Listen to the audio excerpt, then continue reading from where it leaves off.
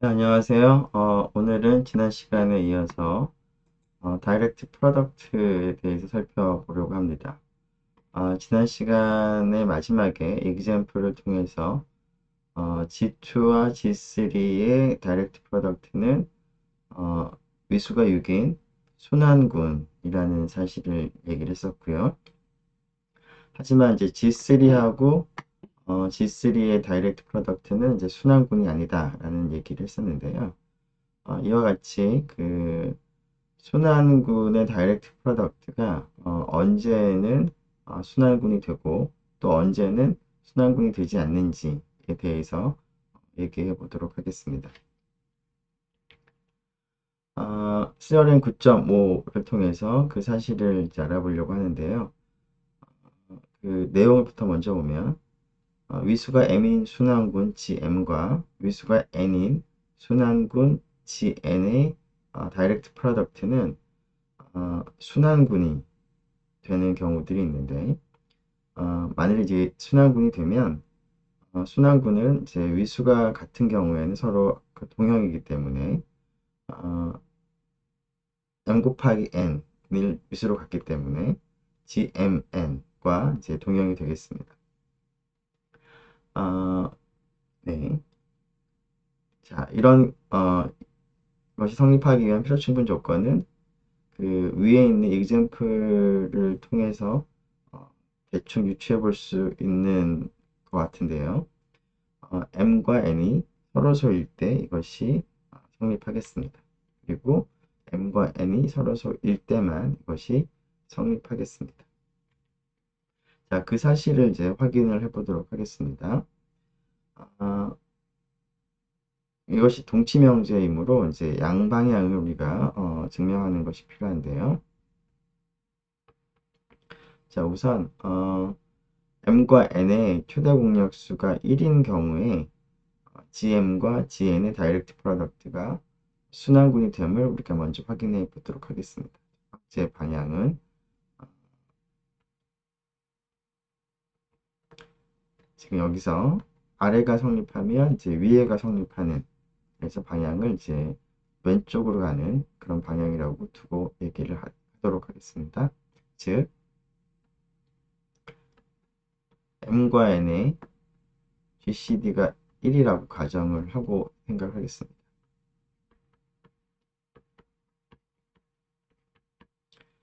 자, M과 N의 그 최대 공약수가 이제 1인 그런 경우에 GM과 GN의 다이렉트 프로덕트가 이제 순환군이 되는 것을 우리가 확인한다면 이제 되는데요.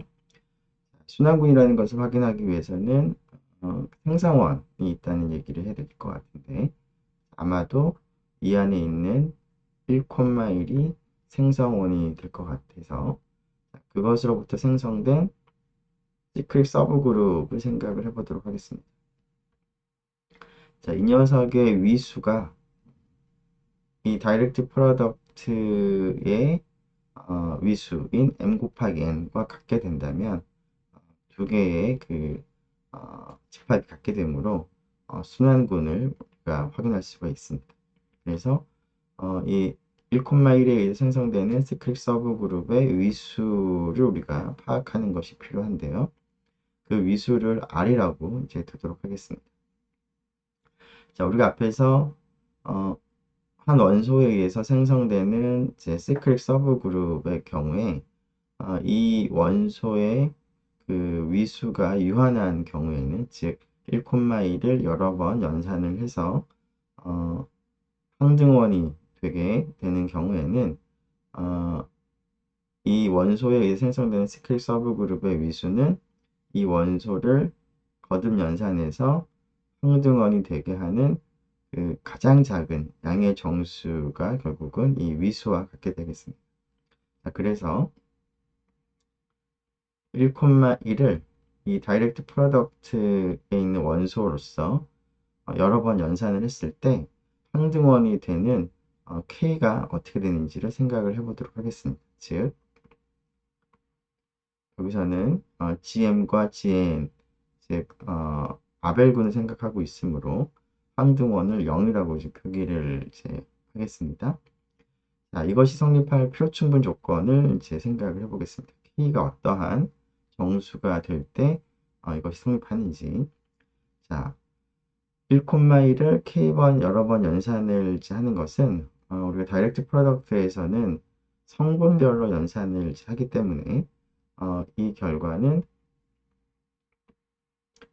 첫 번째 성분인 1을 GM상에서 K번 연산을 이제 하게 될 것이고요. 그 다음에 두 번째 성분인 1을 GN상에서 여러 번, 여기서 K번 연산을 이제 하는 것과 같겠습니다. 자, 이것이 0,0이 되기 위해서는 K 곱하기 1, 곱하기는 아니고 이제 1을 이제 K번 연산을 하는 것이죠. 자, 이것이 0이 돼야 되는데요. 이제 첫 번째 성분 생각을 한다면 GM상에서 0이 되어야 하고요. 그리고 동시에 두 번째 성분을 보면 GN상에서 이 연산이 이제 연산한 결과가 0이 되어야 합니다. 자, 1은 GM의 생성원이기 때문에 생성원을 이제 여러 번 연산을 해서 GM상의 항등원이 이제 되는 그런 K를 찾기 위해서는 그러한 K는 결국 1의 위수인 M이 되겠습니다. K가 1의 위수인 M의 배수가 되어야 하겠습니다. 첫 번째 조건은 K는 M의 배수다 라는 것이고요. 두 번째 조건은 비슷하게 GN에서는 1의 위수가 N이 되죠. 따라서 1을 여러 번 연산해서 항등원이 되는 그러한 K들은 N의 배수가 되어야 합니다. 네. 순서대로 써보면 K는 M의 배수가 되어야 되고, 그 다음에 두 번째 조건에서는 K는 N의 배수가 되어야 합니다. 자, K가 M의 배수이면서 동시에 N의 배수라는 것이죠. 그것을 우리가 간단하게 공배수라고 부를 수 있습니다. K는 M과 N의 공배수가 되겠습니다. 자, 그러면 다시 처음으로 돌아가서 1,1을 여러 번 연산해서 항등원이 되게 하는 그런 K는 M과 N의 공배수가 될 텐데요. 따라서 1,1에 의해 생성되는 시크릿 서브그룹의 위수 R은 M과 N의 공배수 중에서 가장 작은 양의 정수가 되겠습니다. 그래서 R은 M과 N의 공배수 중에서 가장 작은 양의 정수가 되겠습니다.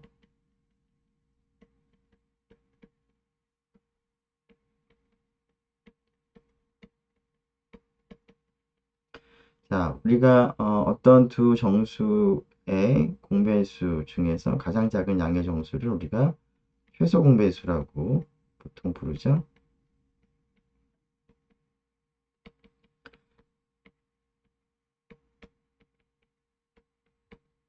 자, 물론 우리가 뒤에 그 최소 공배수를 좀 엄밀하게 정의를 하긴 할 텐데요.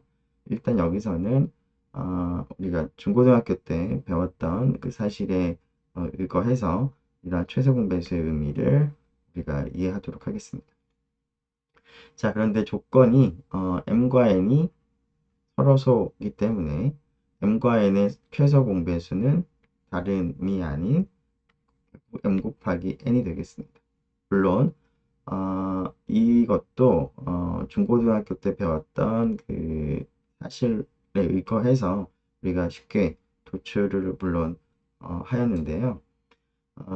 좀 엄밀하게 그 M과 N이 서로소인 경우에 두 수의 그 최소 공배수, 물론 이제 M과 N이 양의 정수이면서 서로소인 경우에는 M과 N의 최소 공배수가 단순하게 M과 N의 곱이다 라는 사실을 좀 엄밀하게 확인을 할 수도 있는데, 그것은 이제 생략하고 중고등학교 때 배웠던 취소 공배수의 의미로부터 이 사실을 이제 얻는 것으로 하겠습니다. 자, 따라서 우리가 이제 원하는 사실을 이제 얻었습니다. 즉 1,1에 의해 생성되는 시크릿 서브 그룹의 위수는 m과 n이 서로소일 때는 위수가 m 곱하기 n이다. 그러므로 결론은 1,1에 의해 생성되는 시크릿 서브 그룹은 GM, GN의 다이렉트 프로덕트의 이거 조금 틀렸네요. 네.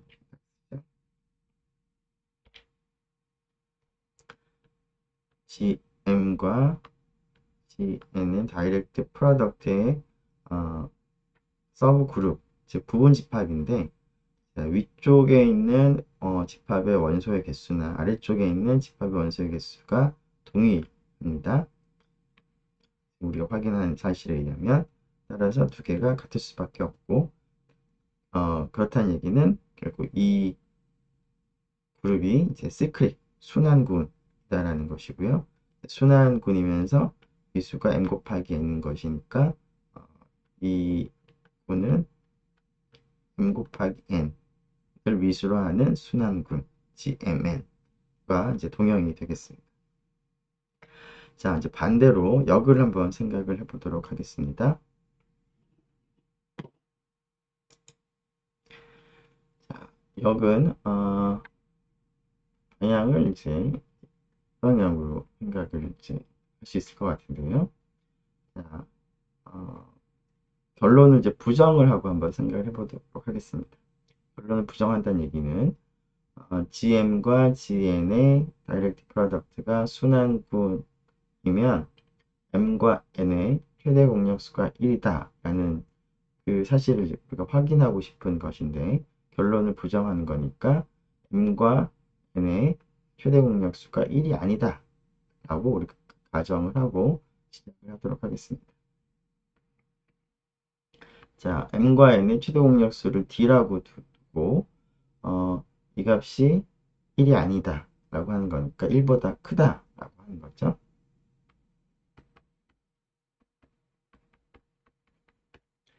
자, 이때 우리가 이제 m과 n의 최소 공배수를 이제 우리가 생각을 할 수가 있을 것 같은데요.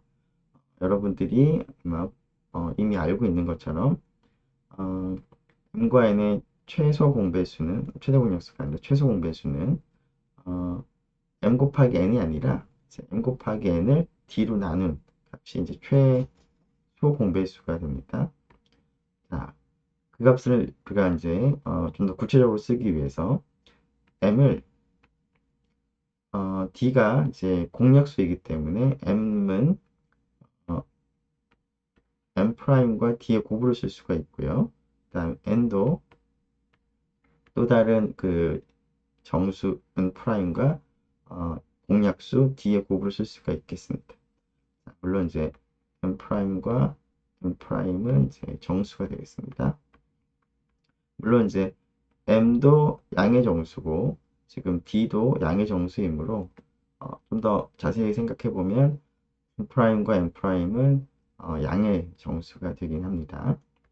자, 이때 우리가 생각하는 m과 n의 최소 공배수는 m 프라임 n 프라임 곱하기 d 이 녀석이 이제 최소 공배수가 되는 것을 우리가 이미 알고 있는데, 이게 최소 공배수라는 사실보다는, 그 1,1에 의해 생성되는 시크릿 서브 그룹의 위수가 이 값보다는 같거나 작다라는 사실을 우리가 확인을 해보도록 하겠습니다. 자, 마찬가지로, 물론 이제 1,1뿐만 아니라 이제 다른 원소도 생성원이 될 수 없다라는 사실을 우리가 확인해야 합니다. 그래서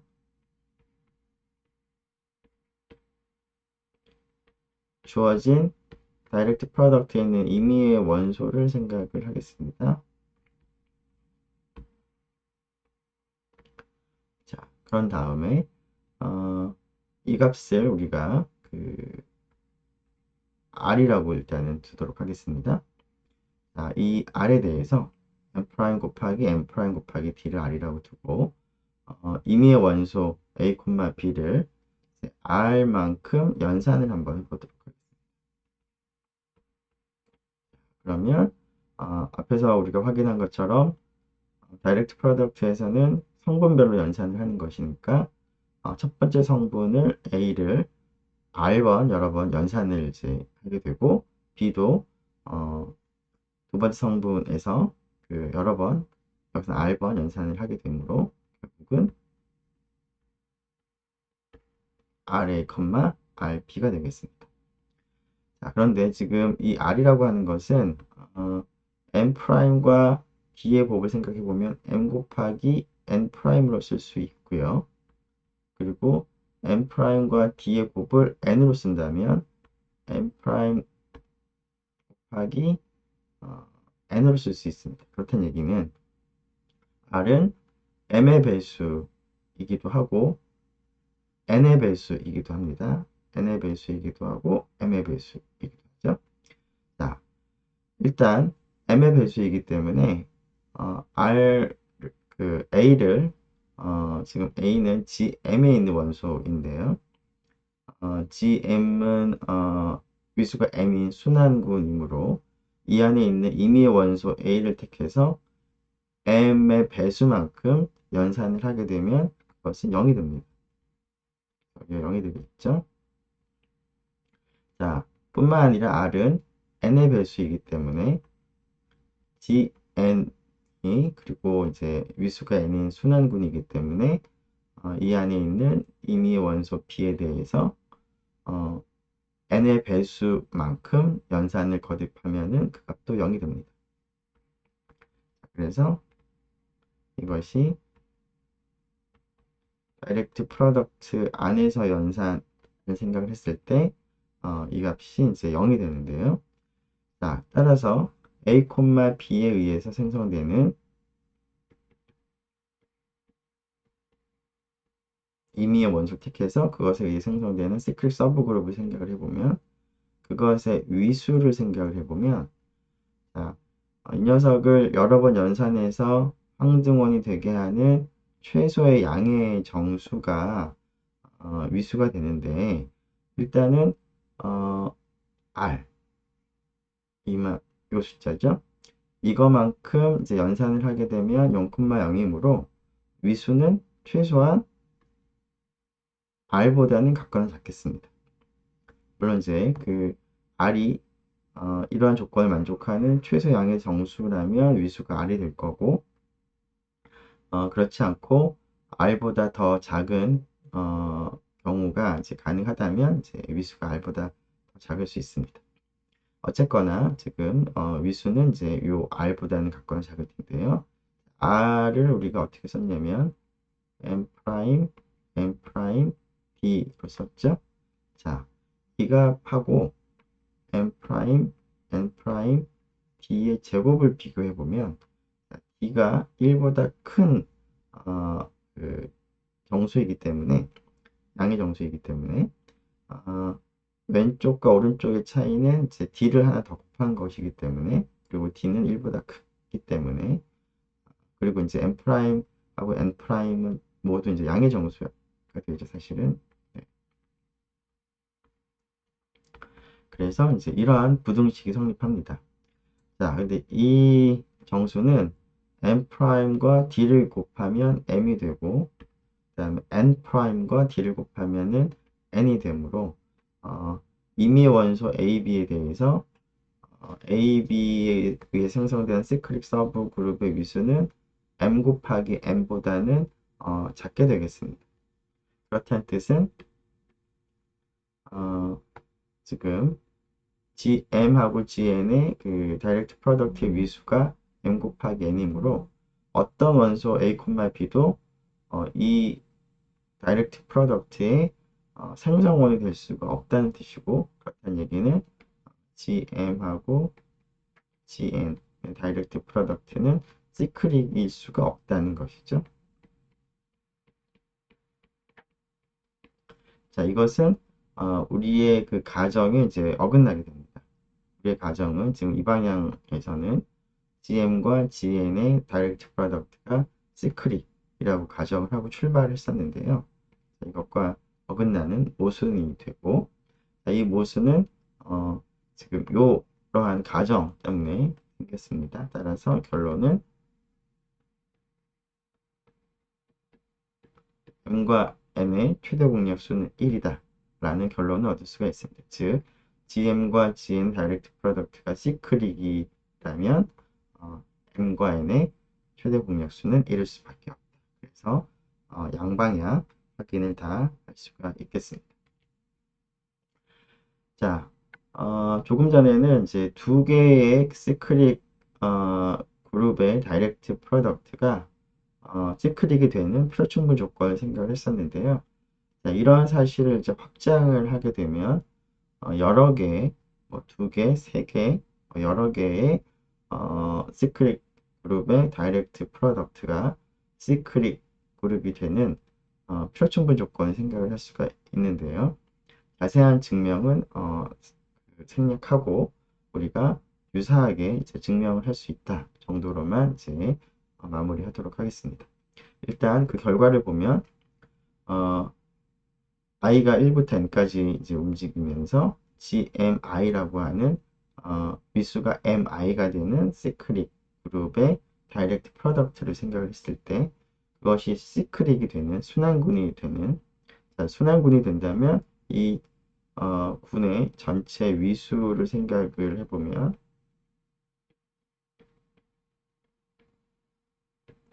각각의 그 그룹의 위수를 곱하는 것과 같으므로 M1부터 MN을 이제 곱한 값이 이제 전체 다이렉트 프로덕트의 위수가 됩니다. 그렇기 때문에 시크릿이라면 결국은 위수가 M 곱하기 M2 곱하기 M1 곱하기 M2 곱하기 점점점 해서 MN 즉 요 값을 위수로 갖는 순환군과 이제 동형이 될 수밖에 없는데요. 자, 그렇게 될 표충분 조건은 앞에 정리를 생각해 보면 여기 곱해지는 M1부터 MN이 모두 서로 그 서로 소가 되는 그런 조건을 만족을 하는 것과 동치가 되겠습니다. 즉, 이 얘기를 조금 더 자세히 써보면 GCD MI와 MJ는 1이 되는데요. 모든 I하고 J에 대해서 I하고 J가 다르기만 하면 이것이 성립하겠다. 물론 이제 I하고 J는 1과 n 사이에 있는 값으로서 I하고 J가 다르면 MI와 MJ는 서로 소가 되는 이 조건이 다이렉트 프로덕트가 시크릿이 되는 표충분 조건이 되겠습니다. 자, 이러한 사실을 이제 활용해서 그 간단한 관찰을 한번 해보도록 하겠습니다. 우리가 그 양의 정수 n이 있으면 그 n을 이제 소인수 분해를 우리가 해서 서로 다른 소인수들의 곱으로 표현할 수가 있는데요. 다음과 같이 이제 소인수 분해가 가능하겠습니다. 여기서 P1부터 PR은 모두 서로 다른 소인수가 되겠습니다. 네.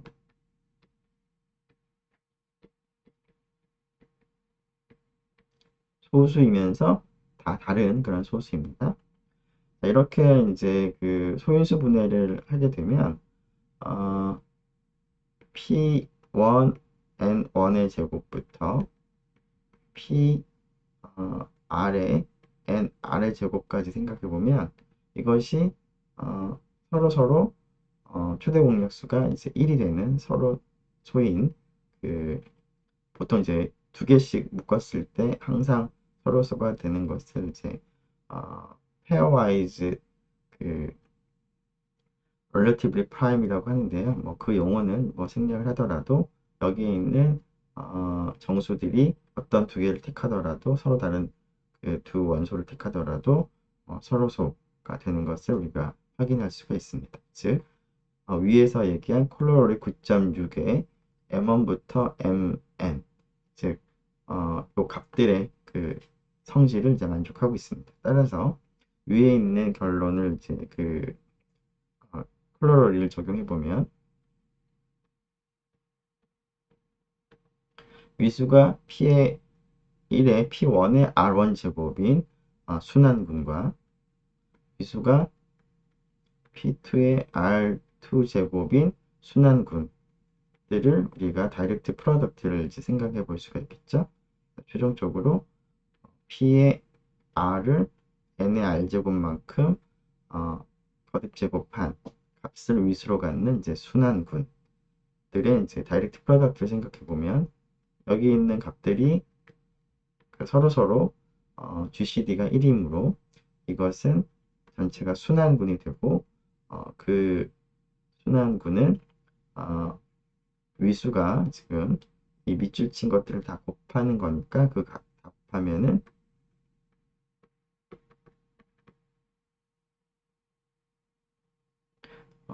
네, 지금 네, 중간에 그 기호가 좀 바뀌었네요. 네.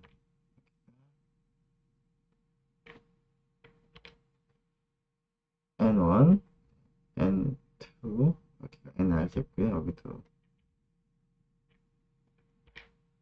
N1, 네, N1, 다시 쓰죠. N1부터 NR까지 이렇게 되는 거죠. 자, 요 값을 간단하게 쓴 것이 이제 n이었으니까 는 g의 n 되겠습니다. 자, 그래서 gn은 오른쪽 그 다이렉트 프로덕트와 이제 동형이 되는 것을 우리가 알 수가 있겠습니다. 자, 이 사실을 좀 더 구체적인 그 정수에 대해서 적용을 해보면 위수가 72인 순환군 G72는 순환군의 다이렉트 프로덕트로 우리가 쓸 수 있는데 72를 이제 소인수 분해해 보면 72는 8 곱하기 9죠. 8은 2의 세제곱, 9는 3의 제곱이므로 결국 이제 위와 같은 인수분해에서 결국은 이제 P1의 N1 제곱, 그 다음에 P2의 N2 제곱이 각각 2의 세제곱, 3의 제곱이 되는 겁니다. 따라서 G의 72는 위수가 8인 순환군과 위수가 9인 순환군의 다이렉트 프로덕트와 동형이 되는 것을 이제 알 수가 있습니다. 자, 물론 우리가 그 두 개의 군을 다이렉트 프로덕트를 할 때 순서를 바꾸는 것은 구조를 바꾸지는 않습니다. 즉 일반적으로 G1이라는 군과 G2라는 군의 다이렉트 프로덕트와 순서를 바꿔서 다이렉트 프로덕트를 하는 경우에는 물론 집합으로는 다른 집합이지만 구분의 관점에서는 전혀 다를 바가 없습니다. 왜냐하면 다이렉트 프로덕트에서는 성분별로 연산을 하기 때문에 결국 다이렉트 프로덕트에는 어떤 군의 원소들을 지금 이제 순서싸움을 하느냐만 이제 중요한 것이기 때문에 자, 이 군과 이 군은 둘 다 G1과 G2에 있는 군의 원소를 이제 성분으로 하는 순서상을 생각을 하는 것이고 차이라고 한다면 순서만 다를 뿐입니다. 근데 군 입장에서는 연산의 입장에서는 성분별로 연산을 하기 때문에 그 순서는 그리 중요하지 않겠습니다. 이 사실을 좀 더 명확하게 하고 싶다면 G1과 G2의 다이렉트 프로덕트에서 G2와 G1의 다이렉트 프로덕트로 가는 아이소모피즘을 우리가 하나를 선택을 할 수가 있으면 두 개가 동형이다라는 사실을 얻을 수가 있는데요. 물론 그 동형사상은 여러분들이 쉽게 생각할 수 있듯이 다음과 같이 순서를 그냥 바꾸기만 하면 됩니다. 자, 이러한 함수 f가 1대1 대응이 되고 그리고 각각의 정의역과 공역에 해당하는 다이렉트 프로덕트의 연산을 보존하는 것은 쉽게 확인할 수가 있습니다. 즉, G1과 G2의 다이렉트 프로덕트나 G2하고 G1의 다이렉트 프로덕트가 사실은 구조가 동일합니다. 알스몰픽하죠. 자, 그래서 G8과 G9나 G8과 G9이나 G9과 G8 다이렉트 프로덕트는 순서만 바뀌었을 뿐이기 때문에 구조가 동일합니다. 사실 위에서 우리가 얘기를 할 때 이러한 것이 암묵적으로 조금 표현이 되어 있었는데요. 여기서 보면은 그 M1, M2 이런 값들의 순서가 이제 바뀐다고 하더라도 M1부터 M2, Mn 이 값들의 곱은 달라지지가 않습니다. 그래서 여기서 다이렉트 프로덕트를 할 때 순서가 바뀌더라도 여전히 이 다른 정리는 이제 성립을 하는 것인데요.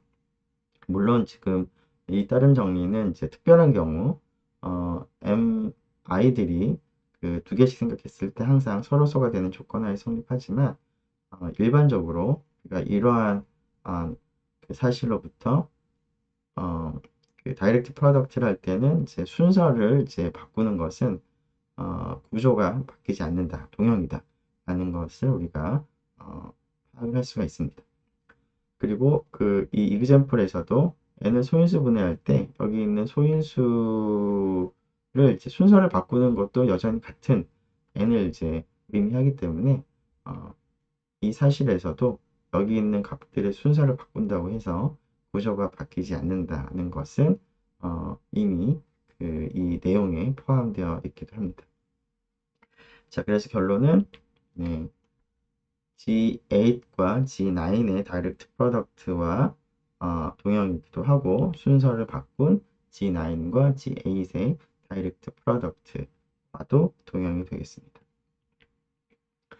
자, 위에서 우리가 순환군의 다이렉트 프로덕트가 이제 순환군이 되는다라는 이제 얘기를 할 때 최소 공배수라는 개념이 조금 이렇게 도입이 됐었는데요.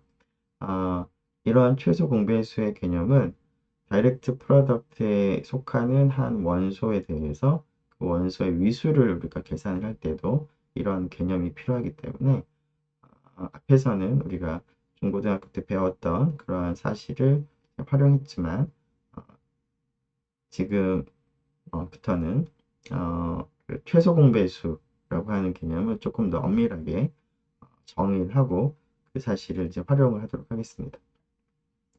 자, R1부터 Rn이 1보다 같거나 큰 양의 정수라고 할 때 R1부터 Rn의 최소 공배수라고 하는 것이 무엇인지를 이제 정의를 이제 하고자 합니다. 자, 최소 공배수라고 하는 것은 일단 공배수가 되어야 하니까 공배수를 생각을 하기 위해서 R1의 배수들을 이제 생각하는 게 필요합니다. R1의 배수는 R1G라고 쓸 수가 있죠. 즉, 정수의 덧셈군의 부분군으로서 R1의 배수들을 다 모아둔 이제 부분군은 우리가 R1G라고 쓰면 되겠습니다. 물론 좀 더 자세히 써보면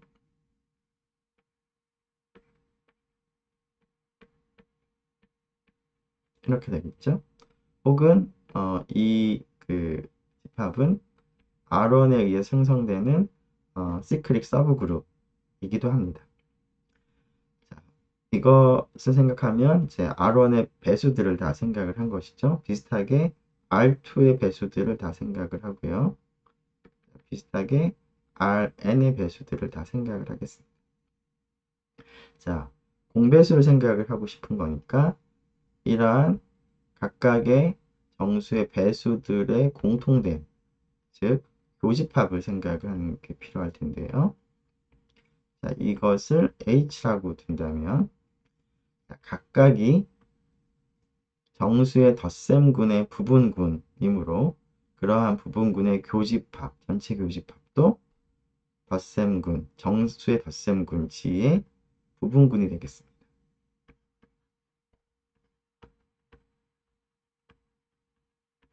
즉 R1부터 Rn의 공배수들의 집합은 이제 단순히 어떤 집합일 뿐만 아니라 이제 정수의 덧셈군의 이제 부분군이 되는데요. 자, 이 부분군 안에는 0이 아닌 원소가 반드시 존재하겠습니다. 왜냐하면 우리가 R 값을 이제 R1부터 Rn을 1보다 같거나 크다고 했기 때문에 R1부터 Rn의 곱을 생각을 해보면 이것은 R1의 배수이기도 하고 R2의 배수이기도 하고 Rn의 배수이기도 하므로 H에 포함될 텐데 이 값은 0은 아니고 좀 더 엄밀하게 얘기하면 1보다는 같거나 크겠습니다. 자, 따라서 정수의 덧셈군의 부분군인 H에는 0이 아닌 다른 원소도 지금 포함을 하고 있는데요. 자, 따라서 H는 이제 그 트리비얼이 아닌 그러한 서브 그룹이 되겠습니다. 근데 정수의 덧셈군은 순환군이므로 순환군의 임의의 서브 그룹은 이 자체가 하나의 순환군이 되죠. 즉, 이 녀석은 어떠한 원소, 여기선 정수가 될 텐데 한 정수에 의해서 생성이 되겠습니다. 자, 그런데 이 안에는 0이 아닌 원소가 있으므로 요 생성원 L은 0은 아닌 그런 원소가 되겠습니다. L이 0이라면 0에 의해 생성되는 시크릿 서브 그룹은 원소를 0밖에 가지지 않으므로 그래서 L은 0이 안 될 텐데요.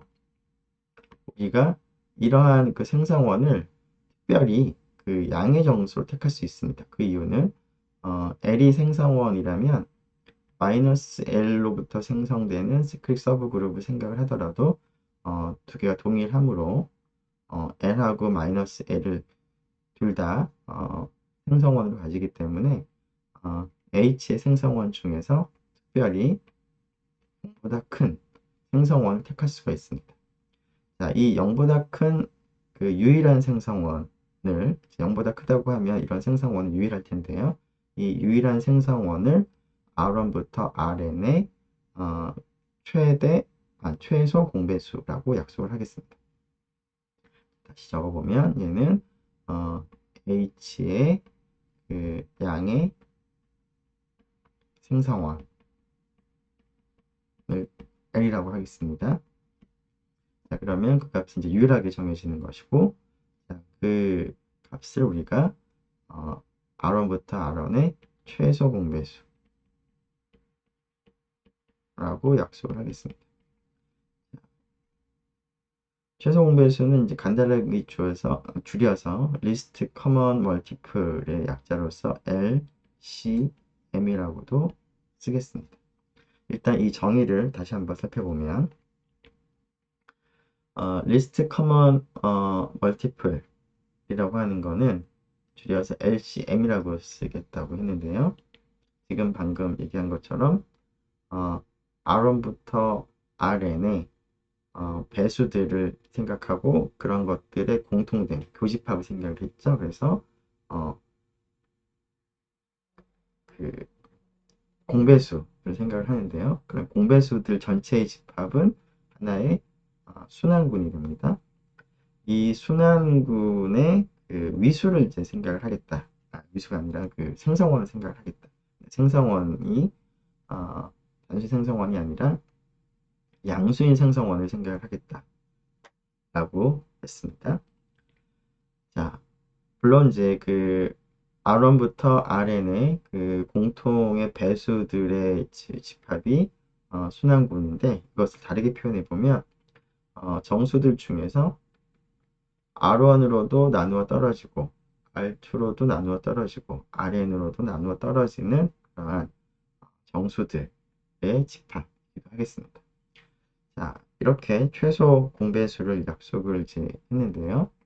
자, 이 용어에서 최소 공배수라는 의미를 좀 생각을 해보면 자, 공배수 중에서 가장 작다라는 의미가 되겠습니다. 앞에서 우리가 정의하기를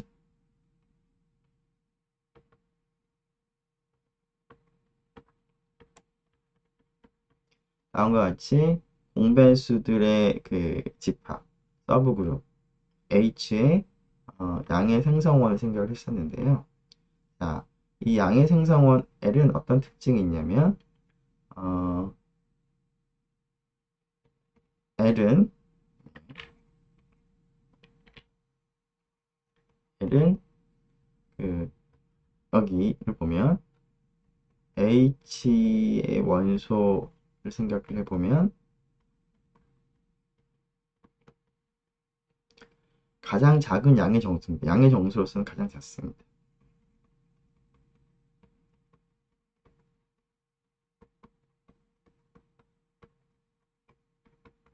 그런데 H라고 하는 거는 공배수들의 모임이므로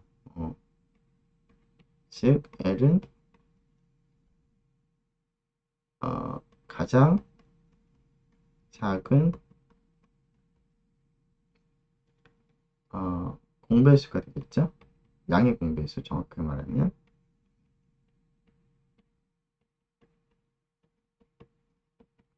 그래서 그런 의미에서 이제 최소라는 말이 이제 적절한 의미를 가지겠습니다. 자, 그러면 이러한 최소 공배수라는 이제 그 개념을 통해서 다이렉트 프로덕트에 속하는 한 원소에 대해서 이 원소의 위수를 우리가 생각을 해보도록 하겠습니다. 자, G1부터 GN의 다이렉트 프로덕트를 생각하고 그 그룹에 속하는 한 원소를 생각을 하겠습니다. 자, 이 원소가 이 다이렉트 프로덕트라는 구원에 속하는 하나의 원소로서 이 녀석의 위수를 이제 생각해 보고 싶은데요. 이 위수를 알기 위해서 각각의 그 군 GI에 대해서 AI는 GI에 속하는 이제 원소일 텐데요. 자, 각각의 AI들이 이제 무한 위수를 갖는 경우는 좀 다루기가 좀 어려우니까 이것이 이제 유한 위수를 갖는 경우를 생각하겠습니다. 즉, AI의 위수를 우리가 유한하다고 생각을 하고요. 그 위수를 우리가 RI라고 두도록 하겠습니다. 즉, AI로 생성되는 GI에서의 시크릿 서브 그룹은 유한군으로서 유한 집합으로서 위수가 RI다 라고 이제 가정을 하겠습니다. 자, 이러한 가정 하에서는 A1부터 AN을 성분으로 하는 다이렉트 프로덕트에 속하는 원소로서 이 원소의 위수, 즉 이 원소에 의해서 생성되는 시크릿 서브 그룹의 위수는 R1부터 R 여기서 N이죠? 네. N의 최소 공배수가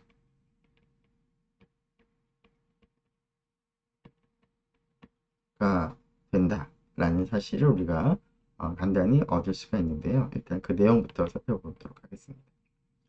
자, 다이렉트 프로덕트 안에서 이 A1부터 AN을 성분을 하는 원소의 위수는 다름 아니라 R1부터 RN의 최소 분배수가 바로 우리가 원하는 위수가 된다.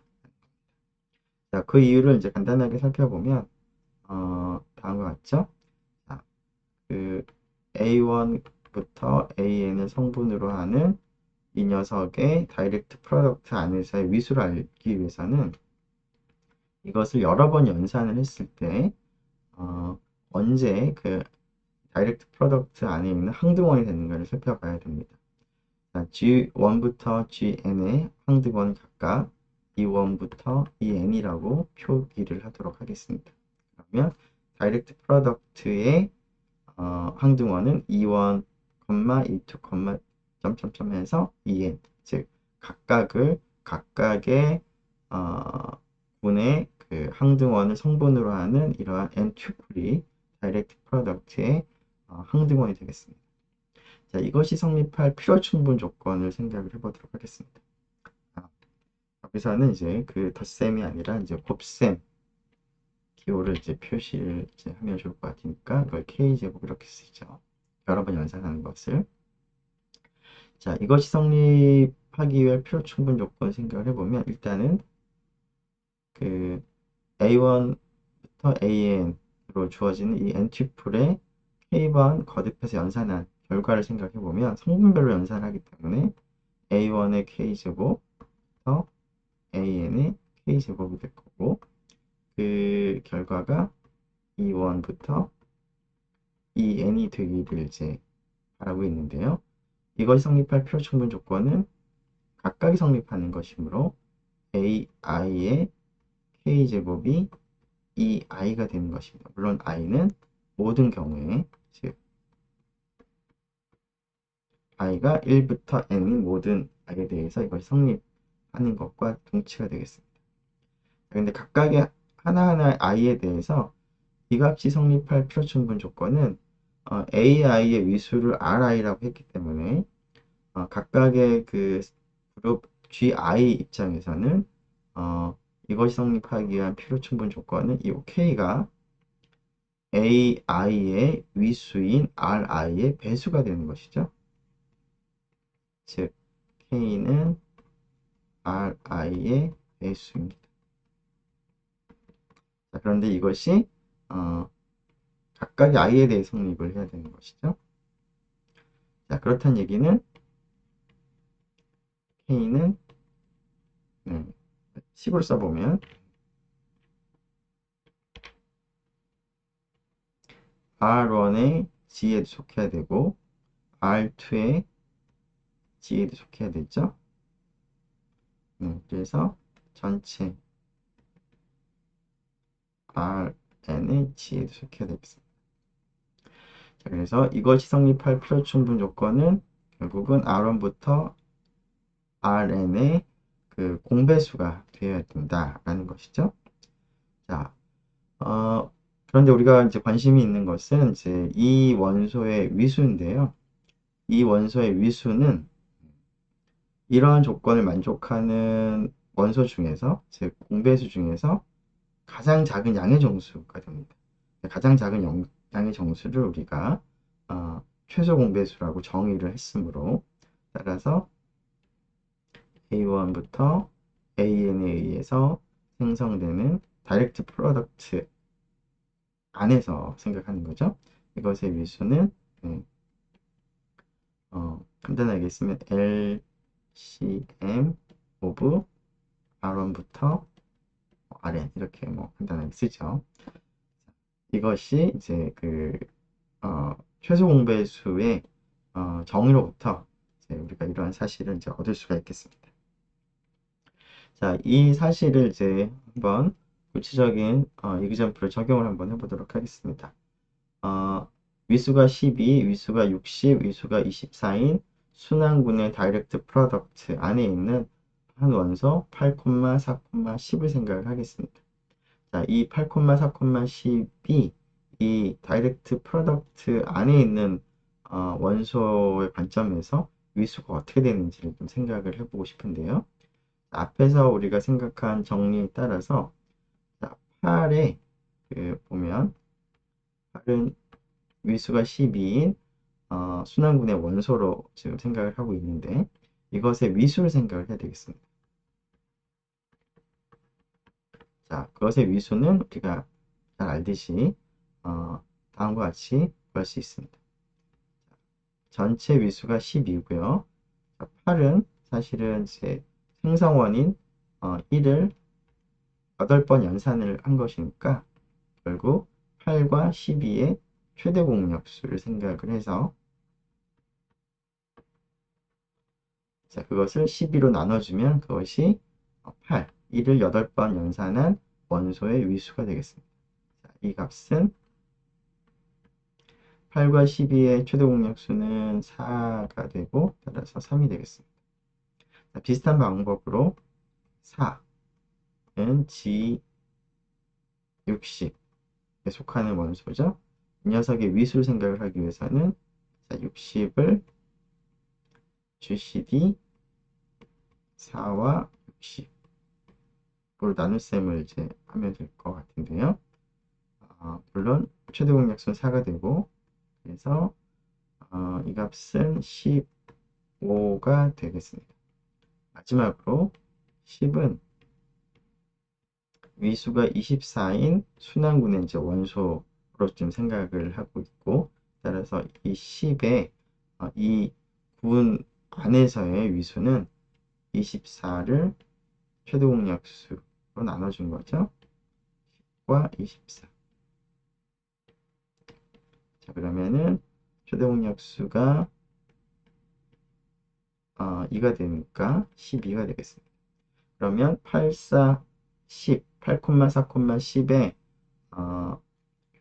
위수는 각각의 위수 3, 15, 12의 최소 공배수가 되는 것이죠. 자, 최소 공배수는 3의 배수이면서 15의 배수이면서 12의 배수가 되는데요. 15의 배수는 3 곱하기 5의 배수가 되는 것이고 12는 3 곱하기 4의 배수가 되는 것이니까 이것의 그 공통된 배수들은 3의 배수면서 동시에 5의 배수이기도 하고 또 4의 배수이기도 합니다. 따라서 최소 공배수는 3 곱하기 4 곱하기 5가 되겠습니다. 이 값이 세 개의 이 위수의 최소 공배수가 되겠고 이 값을 생각해 보면 60이 되겠습니다. 그래서 8, 4, 10의 이 다이렉트 프로덕트 안에서의 위수는 이제 60이라는 것을 얻을 수 있습니다. 자, 그 과정을 다시 한번 보면 8의 위수가 3이었고요. 여기 그 다음에 그 두 번째 성분인 4의 위수는 15였고요. 그 다음에 세 번째 성분인 10의 위수는 12였습니다. 그래서 3과 15와 12의 최소 공배수를 생각을 해보면 그 값은 3 곱하기 5 곱하기 4, 60이 되겠습니다. 즉 8, 4, 10에 의해 생성되는 이 다이렉트 프로덕트 안에서의 시크릿 서브 그룹의 위수는 바로 60개 원소를 가지는 그런 순환군이 되겠습니다. 자, 우리가 앞에서는 이제 이런 순환군의 다이렉트 프로덕트들에 대해서 생각을 해보고 있었는데요. 주로 우리는 이제 그 유한한 순환군의 다이렉트 프로덕트를 생각을 했었는데, 지금부터는 유한하지 않은, 즉, 무한한 순환군에 대해서도 다이렉트 프로덕트를 한번 생각을 해보도록 하겠습니다. 자, 뭐 예를 들어서, 정수의 덧셈군 G와 비수가 2인 순환군의 다이렉트 프로덕트를 생각을 이제 해보겠습니다. 자, 이러한 것은 이제 일반적으로 앞에서 우리가 이제 확인한 그런 정리를 적용할 수는 없습니다. 앞에서 우리가 순환군의 다이렉트 프로덕트가 순환군인가 아닌가를 판단할 때는 각각의 순환군이 유한한 순환군에 대해서만 우리가 생각을 했었는데요. 따라서 이와 같이 무한한 순환군하고 이제 다이렉트 프로덕트를 할 때는 이것이 순환군인가 아닌가를 우리가 바로 확인할 수 있는 그런 내용에 대해서는 우리가 다루지는 않았었습니다. 그리고 경우에 따라서는 이것이 순환군이 되지도 않을 수도 있습니다. 자, 순환군은 되지는 않지만 하나의 원소는 아니지만 몇 개의 원소에 의해서 생성이 될 수는 있는데요. 자, 그 상황을 한번 생각을 해보도록 하겠습니다. G하고 G2의 다이렉트 프로덕트가 어떤 몇 개의 유한계의 원소에 의해서 생성이 되는가를 한번 생각을 해보면, 자, G는 1에 의해 생성이 되고요. G2도 1에 의해 생성이 되므로 1,0이라는 원소, 물론 이제 G하고 G2의 다이렉트 프로덕트 입장에 생각하는 것이죠. 그리고 0,1이라는 원소 생각을 해보면 이런 것들을 여러 번 연산을 하면 어떻게 되는가를 한번 생각을 해보죠. 1,0을 두 번 연산하면 2,0이 됩니다. 그리고 한 번 더 연산을 하면 3,0이 되죠. 그런 식으로 1,0을 n번 연산해 보면 n,0이 됩니다. 즉, 두 번째 성분은 0이 되지만 첫 번째 성분은 모든 값을 다 만들어낼 수가 있습니다. 1,0을 여러 번 연산을 함으로 해서 모든 것을 만들어낼 수가 있죠. 자, 그러고 나면 어, 자, 이 값과 여기 있는 0,1을 더해보면 n,1이 됩니다.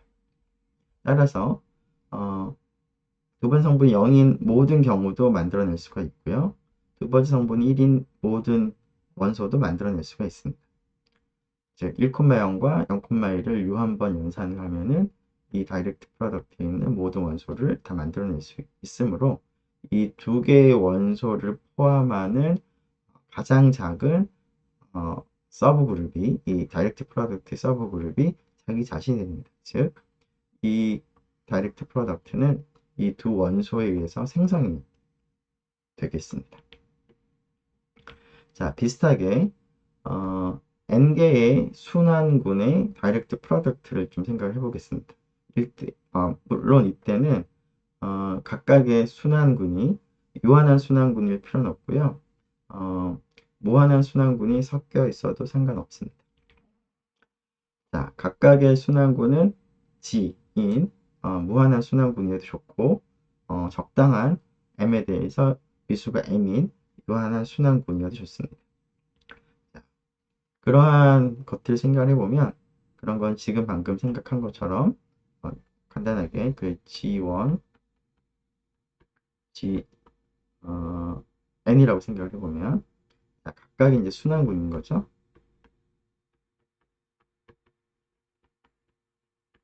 자, 그럴 때는 이것의 물론 이제 Gi는 G 또는 G, M이 되겠습니다.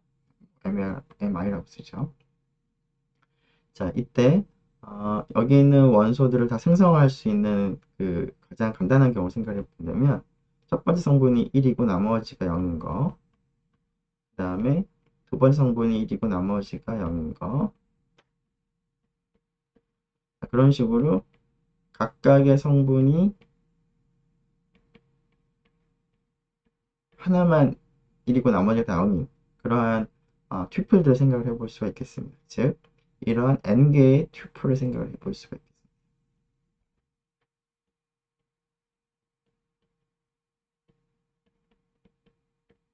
자, 그러면 이런 n개의 n 튜플들을 여러 번 연산을 하면 어떨까요?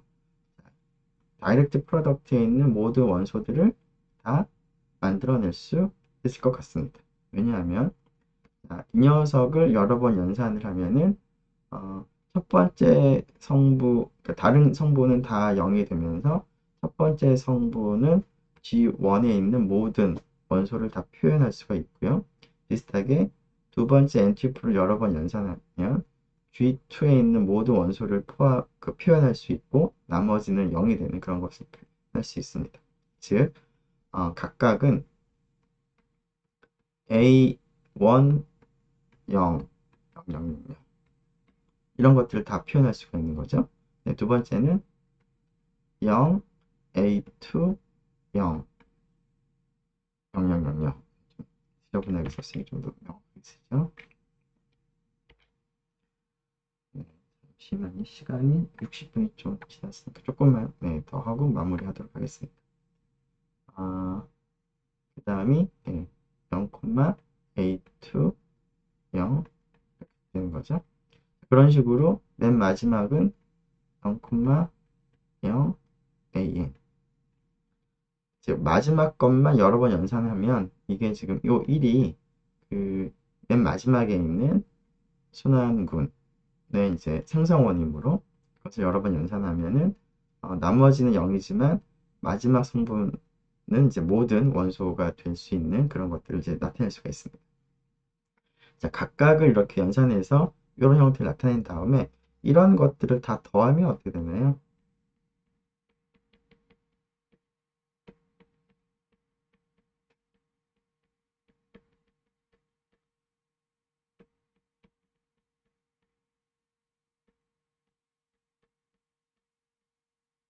그러면 다이렉트 프로덕트 안에 있는 모든 형태의 원소를 다 표현할 수 있는 것이죠. 그래서 이 n개 n튜플이 전체 다이렉트 프로덕트를 생성할 수 있겠습니다.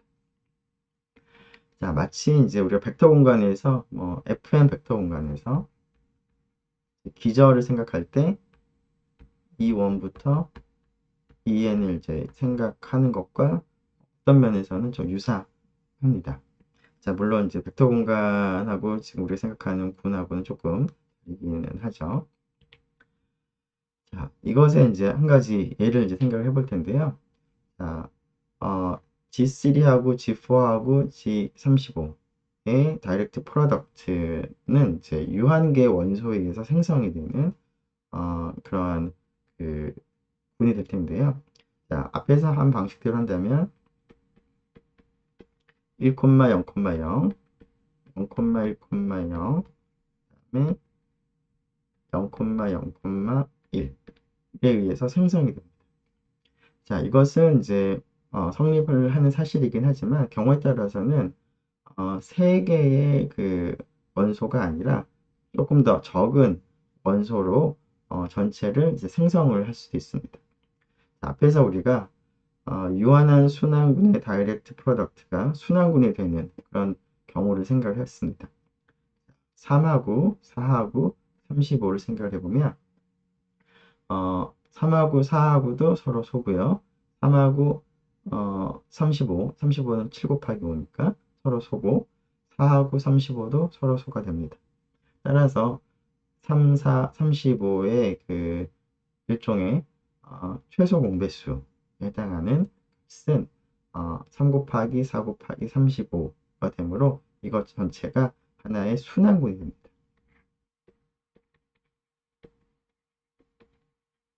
자, 우리가 이러한 그 순환군의 다이렉트 프로덕트가 순환군이 된다라고 하는 것을 우리가 보일 때 생성원으로서 각각의 그 뭐죠? 생성원을 이제 성분으로 하는 그러한 순서 여기서는 이제 세 개의 그 순서쌍을 생각을 할 수가 있었습니다. 그래서 사실은 1,1,1에 의해서 생성되는 시클릭 서브 그룹을 생각을 해보면 그게 사실은 전체 그죠? 이 경우에는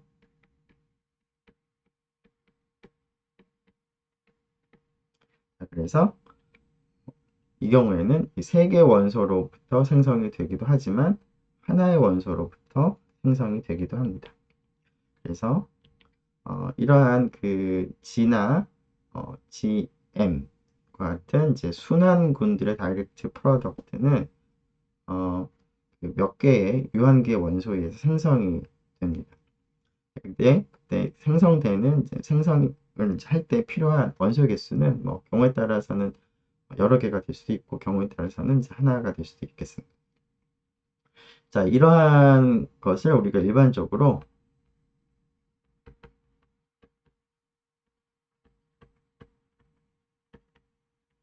유한 생성 아벨군이라고 우리가 부르겠습니다. 왜냐하면 순환군의 다이렉트 프로덕트는 이 자체로 하나의 그 각각의 아벨리안이기 때문에 다이렉트 프로덕트도 아벨리안 그룹이 되는데요. 자, 이것이 조금 전에 살펴본 것처럼 어떠한 경우든 이제 이러한 두 번째 일반적인 상황을 생각한다면 유한계 원소에 의해서 생성이 됩니다. 그래서 유한계 원소에 의해서 생성이 되는 아벨리안 그룹의 이그젠플이 될 텐데요. 사실은 이제 뒤에 가서 다음 시간에 우리가 살펴볼 내용에 따르면 유한계 원소에 의해서 생성되는 아벨리안 그룹은 이러한 꼴밖에는 사실은 없다는 것을 우리가 확인을 이제 할 수 있는데요. 그걸 통해서 finite generated 아벨리안 그룹의 모든 구조는 사실은 순환군들의 다이렉트 프로덕트다라는 것을 우리가 확인할 수가 있습니다. 자, 그 얘기를 하기 전에 이제 우선 그 다이렉트 프로덕트와 관련해서 몇 가지 그 추가적인 사실을 얘기하고 마무리하도록 하겠습니다. 자, 앞에서 우리가 그 G1부터 GN이라는 군이 있을 때 이 군으로부터 다이렉트 프로덕트를 다음과 같이 약속을 했었죠.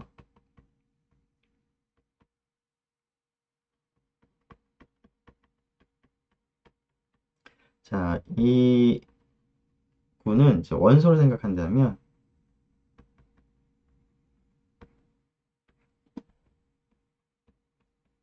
각각의 군에 대해서 성분이 그 군에 속하는 원소를 성분으로 하는 그러한 엔튜플들 전체의 모임인데요. 자, 이 과정에서 G1, GN 각각과 이 다이렉트 프로덕트를 생각을 해보면 포함 관계가 전혀 성립하지 않습니다. 그렇죠? 그 곱집합을 통해서 새로 완전히 다른 그런 집합을 만들어냈기 때문에 뭐 G1이 뭐 다이렉트 프로덕트에 포함된다. G2가 포함된다. 이런 얘기는 이제 할 수가 없습니다. 자, 하지만 이 다이렉트 프로덕트에 있는 이제 부분 집합 중에서 혹은 부분군 중에서 GI와 그 구조가 동일한 것을 우리가 간단하게 생각을 할 수가 있을 것 같은데요. 자, 다음을 한번 생각을 해보도록 하겠습니다. 어,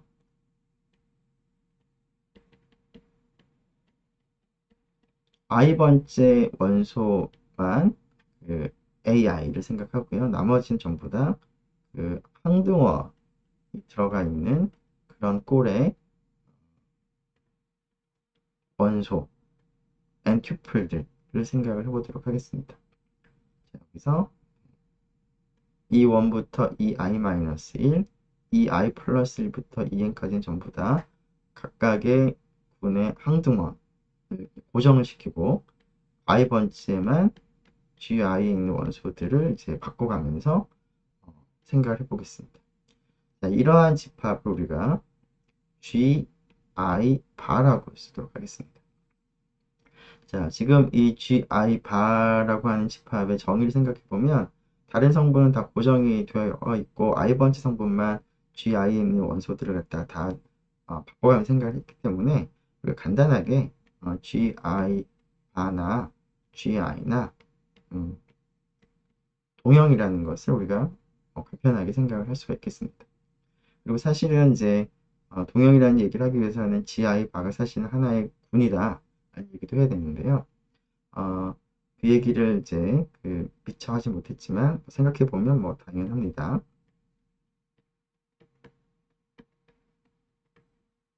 자, 이 집합은 다이렉트 프로덕트의 안에 속하는 원소들로 구성이 되어 있으니까 다이렉트 프로덕트의 부분 집합인데요. 이 부분 집합이 하나의 군이 되는 것은 우리 간단하게 확인할 수 있습니다. 즉, 이러한 원소들을 연산을 한 결과도 이 집합 안에 속하고 연산에 대해서 닫혀 있고, 왜냐하면 다른 성분들은 항등원이고 i번째 성분만 이제 그 GI에 있는 원소들이기 때문에 GI 바에 있는 원소들의 연산도 GI 바에 속합니다. 그리고 이 집합에 속하는 원소의 그 중에는 항등원이 존재하죠. AI를 특별히 GI의 항등원을 택하면 되는 것이고요. 그리고 어, 여기 있는 원소의 여건도 물론 존재합니다. AI만 그 AI 여건으로 바꿔주면 되는 것이죠. 그래서 GI 바가 이 다이렉트 프로덕트의 이제 서브 그룹이 되는 것을 이제 우리가 금방 확인할 수가 있습니다. 그런데 이러한 서브 그룹은 GI와 서로 동형이 되는 것도 우리가 금방 확인을 할 수가 있겠습니다. 자, 그런데 GI 바는 서브 그룹이기 때문에 그것은 이제 포함이 되는 것이죠. 다이렉트 프로덕트 입장에서. 자, 그런데 G1에 하고 GN은 지금 다이렉트 프로덕트를 좀 생각하고 있는데, 자, G1은 G1 바와 동형이고요. G2는 G2 바와 동형인데요. 동형인 것들을 우리가 다이렉트 프로덕트 한번 해보도록 하죠. 자, 각각이 서로 동형입니다. 얘하고 얘가, 그 다음에 두 번째는 두 번째와 동형이고, 맨 마지막은 맨 마지막과 동형입니다. 자, 각각이 지금 동형일 때, 그러한 군을 다이렉트 프로덕트를 한 전체도 간단하게 동형이라는 것을 확인할 수가 있습니다. 자, 이 사실로부터 지금 이것이죠. G1부터 GN의 다이렉트 프로덕트는 이 다이렉트 프로덕트의 부분군 G1 바부터 GN 바, 이것은 그냥 집합이 뿐만 아니라 왼쪽에 있는 이 다이렉트 프로덕트에 포함되는 부분 집합으로서 부분군입니다. 그런데 이것을 부분 집합을 가지고 다이렉트 프로덕트를 했더니 이 녀석과 동형이 되는 것이죠. 그래서 이 과정은 앞에서 G1부터 GN을 가지고 다이렉트 프로덕트를 만드는 과정하고는 조금 차이가 있는데요. 앞에서 얘기한 것처럼 GI들은 다이렉트 프로덕트의 부분 집합이 아니지만 여기서는 G1 바부터 GN 바가 각각의 그 군들의 다이렉트 프로덕트에 포함되어 있습니다. 즉 부분 군을 가지고 다이렉트 프로덕트를 해서 원래 군하고 여기 전체하고 다이렉트 프로덕트하고 동형이 되게 만들 수가 있습니다.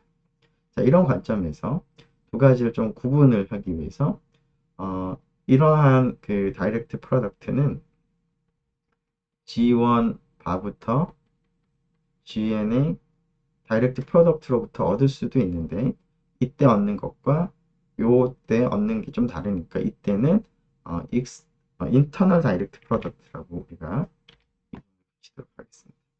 즉, 이 녀석을 이 녀석들의 인터널 다이렉트.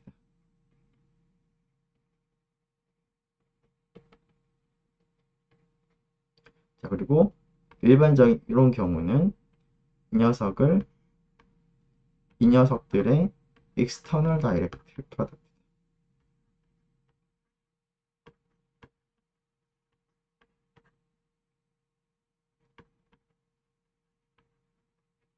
우리말로 뭐 내 직접 곡, 내 직접 곡, 그 다음에 여기서는 왜 직접 곡이라고 부르도록 하겠습니다. 자, 이것을 한번 정리해 보도록 하죠. 자, GI 반은 다음과 같이 우리 약속을 했었고요. 자, 이 집합은 다이렉트 프로덕트에 포함되는 집합으로서 부분군인데요.